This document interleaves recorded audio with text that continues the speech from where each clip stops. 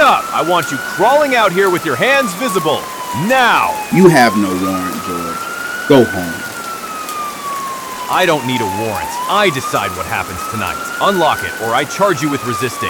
Cross that line, and your life ends. He's refusing orders. Kick it in.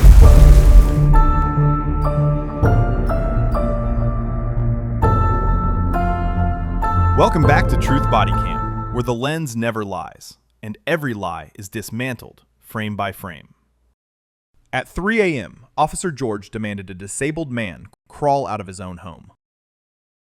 He thought he was hunting a helpless victim. Instead, he walked straight into a fortress, protected by U.S. Marshals.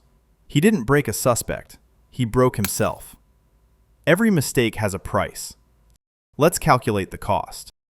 The footage begins in grainy monochrome, stamped 2:45 a.m. Officer George Miller kills the headlights of his cruiser a block away, rolling silently toward the target. Beside him, Officer Derek Moss, a rookie with only 6 months on the force, looks nervously at the blank computer terminal. There is no dispatch call, no report of a scream, no order from command. This is a ghost stop. George turns to the rookie, his eyes manic in the dashboard glow, and feeds him a poison pill of a lie. He claims he has a back-channel tip about a woman screaming inside the house at the end of the cul-de-sac.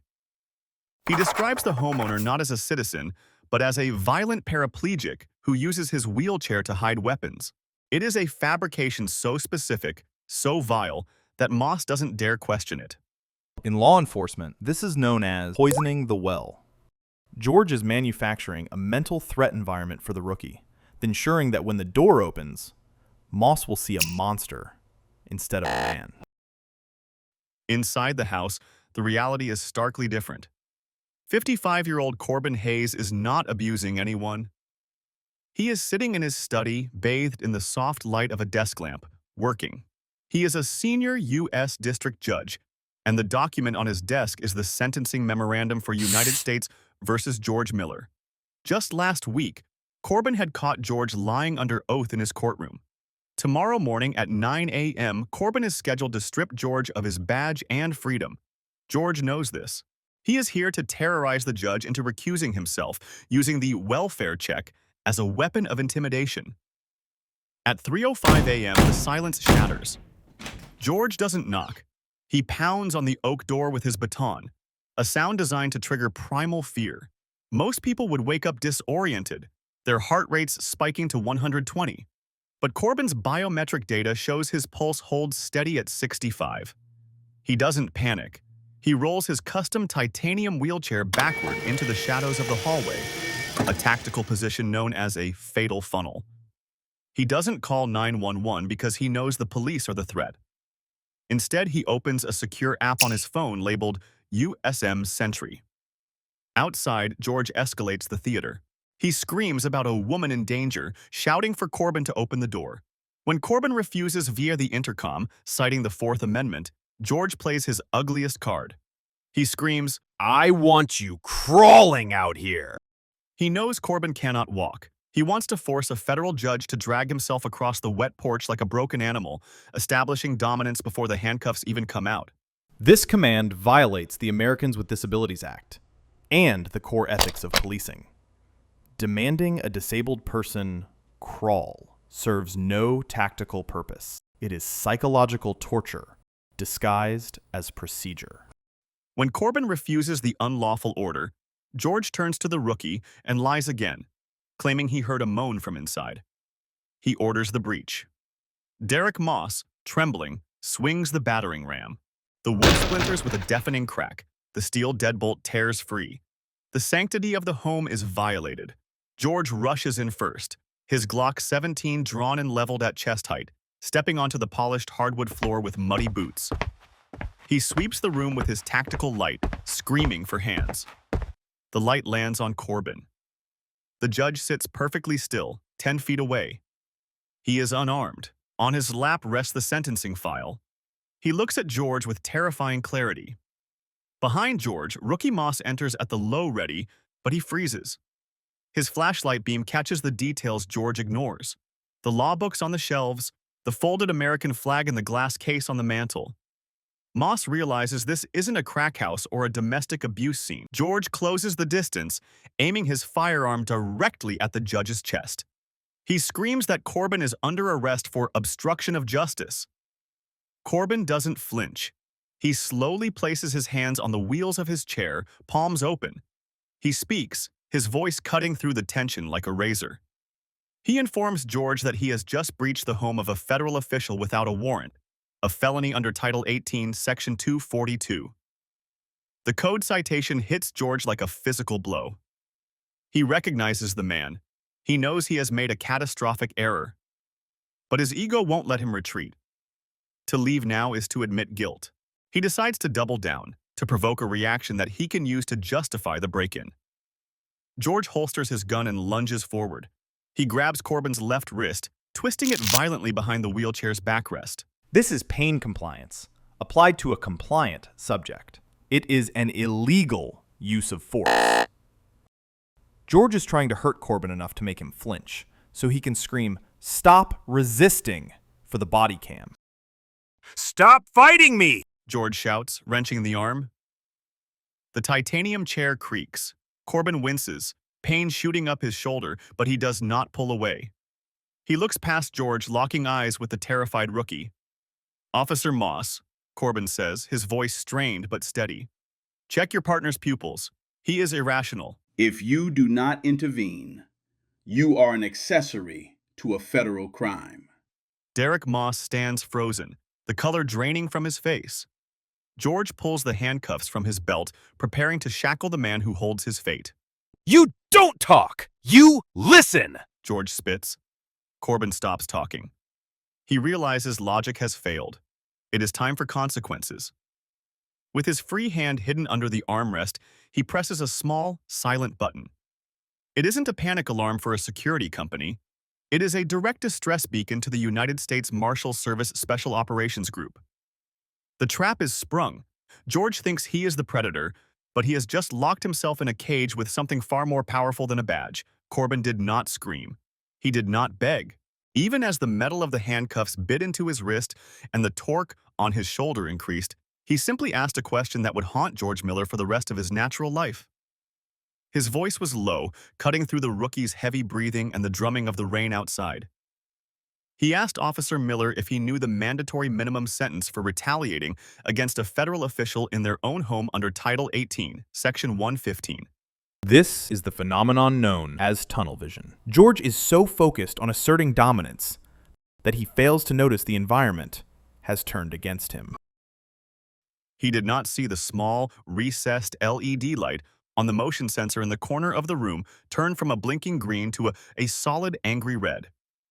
The smart audio system cut through the silence with a computerized, deafening voice. It announced a federal alert, declaring a Level 1 distress and confirming that armed intruders were on site. Before George could process the robotic warning, the living room was flooded with blinding white light.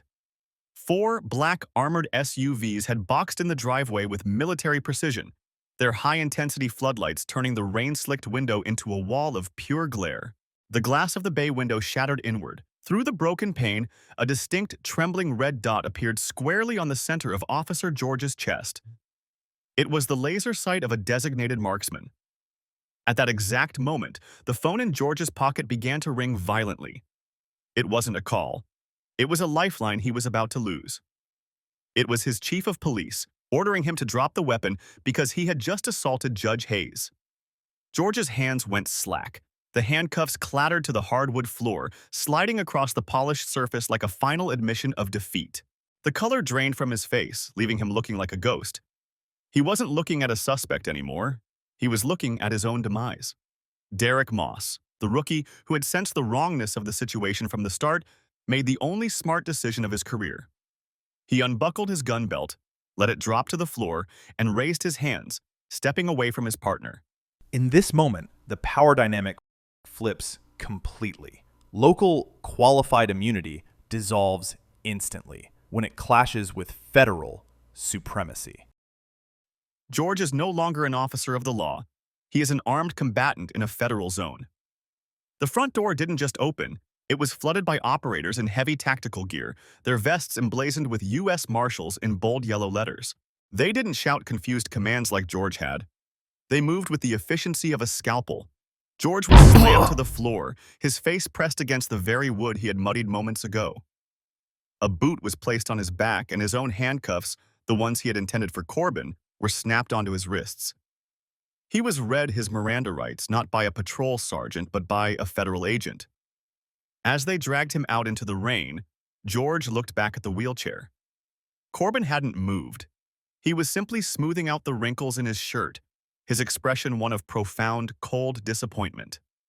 The narrative shifts now, carrying us from the chaos of the night to the sterile, unforgiving light of the next morning. The timestamp on the screen changes to 9 a.m. The location is Courtroom 4B of the United States District Court. The air is dry and smells of floor wax. The gallery is packed, not with the usual traffic of petty criminals, but with federal prosecutors, legal clerks, and the silent, imposing presence of the marshals standing guard at every exit. Officer George Miller stands at the defendant's podium. He is no longer the imposing figure in a rain-soaked uniform barking orders. He is dressed in a bright orange jumpsuit provided by the Federal Detention Center. His wrists are shackled to a chain around his waist. He looks exhausted, his eyes hollow, stripped of all arrogance. He looks small. High above him, sitting behind the massive mahogany bench, is Judge Corbin Hayes. Corbin shows no sign of the previous night's trauma. He is impeccable in his black robes, his face a mask of judicial indifference. To the casual observer, it would look like just another sentencing hearing. But everyone in the room knows the subtext. Corbin adjusts the microphone. He picks up the file folder, the same one George had tried to interrupt him from reading mere hours ago. He looks down at George over the rim of his glasses. The courtroom is so silent you could hear a pin drop. Corbin begins to speak, his voice steady and resonant. He addresses the perjury charge from the previous week. This is the moment of catharsis. It is not revenge. It is justice. Revenge is emotional. Justice is mathematical. Corbin is balancing the equation. Corbin delivers the sentence for the perjury, 20 years in federal prison. The number hangs in the air, heavy and final. George's knees buckle slightly. 20 years is a lifetime for a cop in prison. But Corbin is not finished. He leans forward, his eyes locking onto George's terrified gaze. He speaks one final time, delivering the blow that shatters whatever hope George had left. He clarifies that the 20-year sentence is solely for the crimes committed last week. As for the home invasion, the assault, and the attempted kidnapping that occurred at 3 a.m. this morning, Corbin points to the back of the room. The double doors open, and a team of assistant United States attorneys steps forward, holding a fresh indictment. Corbin tells him that they are waiting to arraign him for judicial terrorism and deprivation of rights under color of law. The gavel bangs, echoing like a gunshot. It is the sound of a career ending, of a life dismantling. As the bailiffs move to take George away, he looks back one last time, realizing that he didn't just lose a court case, he became a case study in self-destruction. George Miller believed his badge was an invincible shield. But he forgot a fundamental lesson. Unchecked power is a double-edged sword. This case serves as a brutal reminder. The law is a shield for the innocent, but it is a hammer for the tyrant.